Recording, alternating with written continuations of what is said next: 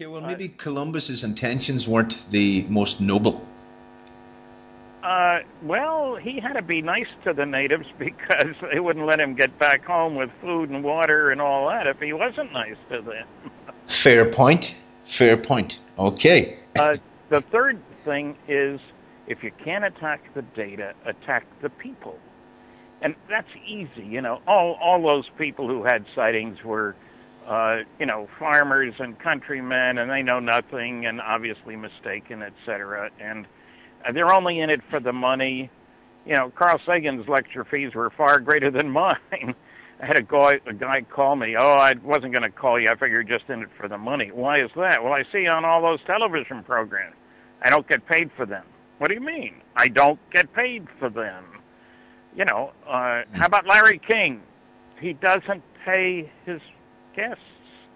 And, so you get this constant attempt to degrade the, quote, believers, and you often find language like believers and buffs and stuff like that. They don't say anti-UFO buffs, do they?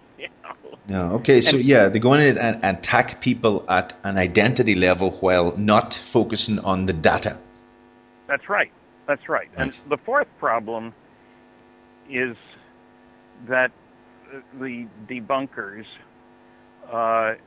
insist that the way to do research is by proclamation, not by investigation. You don't need to dig out references. You don't need to dig out data. You don't need to refer to the large-scale scientific studies. Just proclaim. There is no evidence. That takes care of it. You can't get here from there. That takes care of it.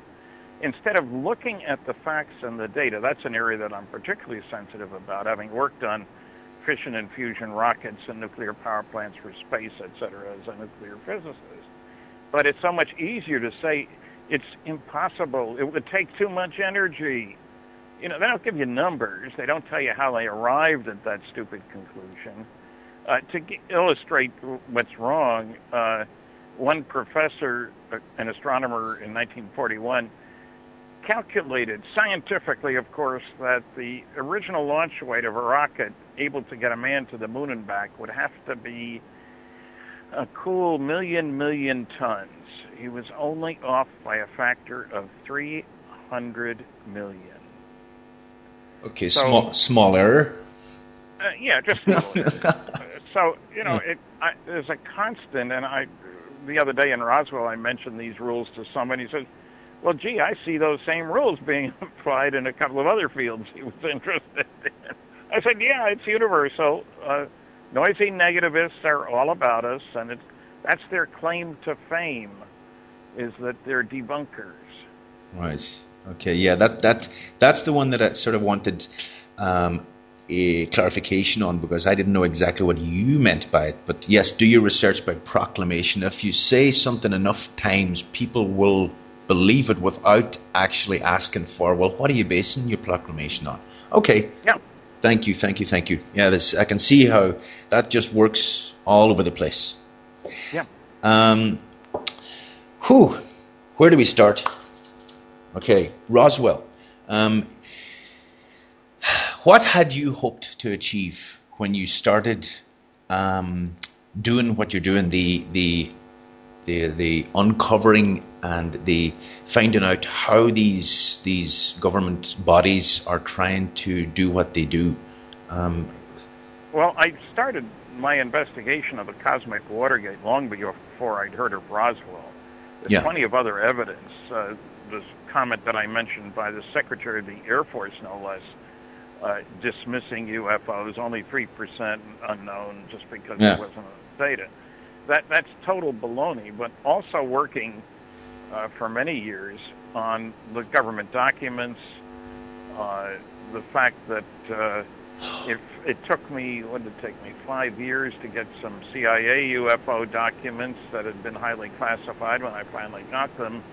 They're supposed to respond within 10 working days, you understand. Okay, so okay. They were better than 90% blacked out. Yeah. The NSA, National Security Agency, which is a black budget operation. We don't know how much they're spending, estimated between 10 and 20 billion dollars per year spying all over the world, satellites, etc. You can, if you wish, get from them 156 pages of UFO materials, they say. The only trouble is it's all whited out except for one sentence per page. Yes. That's a cosmic Watergate. Another example of that, a statement made in 1969 by an Air Force General, Carol Bolander, who was asked to review Project Blue Book, which was ostensibly the only government group concerned with UFOs, and had been since the early 50s, supposedly. He had no previous connection with the program. He'd worked on the Lunar Excursion Module. We landed successfully on the moon in 1969.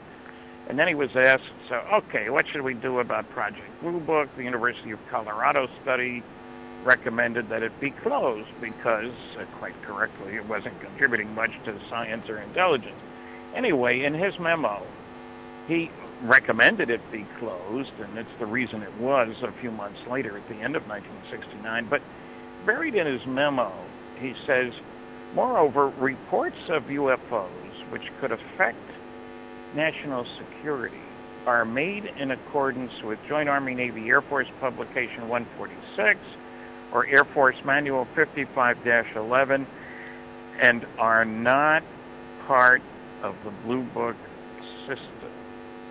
That's a shocking statement, but 2 paragraphs later, he reiterates it. He says, if we close Project Blue Book, the public will have no place to report UFO sightings.